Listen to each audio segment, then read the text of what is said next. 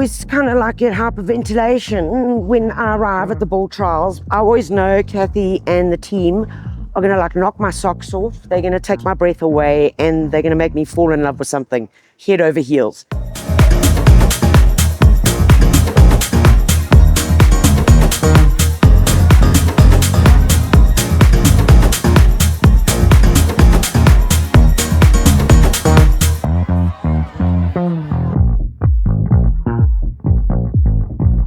We chat a lot with our breeders and our partners overseas. We find out what they're bringing to market for the various needs, but we also try and tell them what we need for our garden market.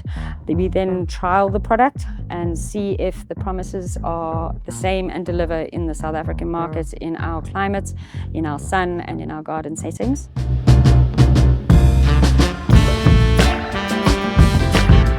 There's a lot of planning that goes into setting up the trials. The timing has to be perfect. We have to make sure they're sown and grown at the right time. There's a lot of products that take a different amount of time to grow. We also show summer and winter products, and that's going to be one of our biggest challenges, is to get the winter products in flower looking good right now. And that's a big challenge, and the guys do an absolutely fantastic job of getting all the timings figured out and making sure we put on a great show for the customers.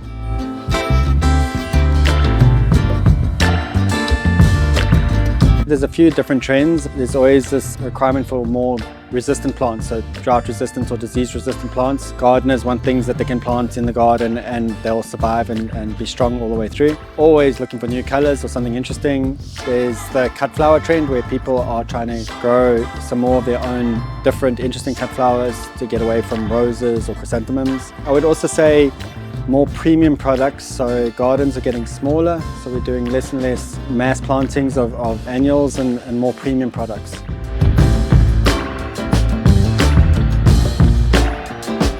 So the big advantage of seeing the plants really in real life and not in a catalogue is really to see how they perform.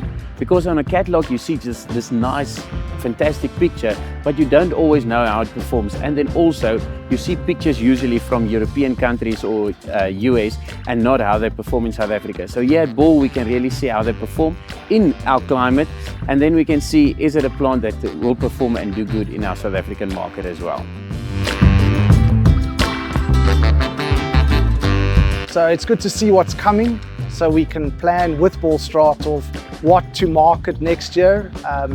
And there's some amazing new releases, so very excited to see them coming on. Feedback from the growers is really important as far as we're concerned. One of the big things about the trials is we use the flags for the customers to show us which they prefer as the best variety that we show. And sometimes we may look at a product and we may be on the fence as to whether we think it will translate to sales. And if we're unsure, and at the end of the trials we have enough flags in the product, we can bring that product through, list it, and bring a great product to market for both the growers and the consumers.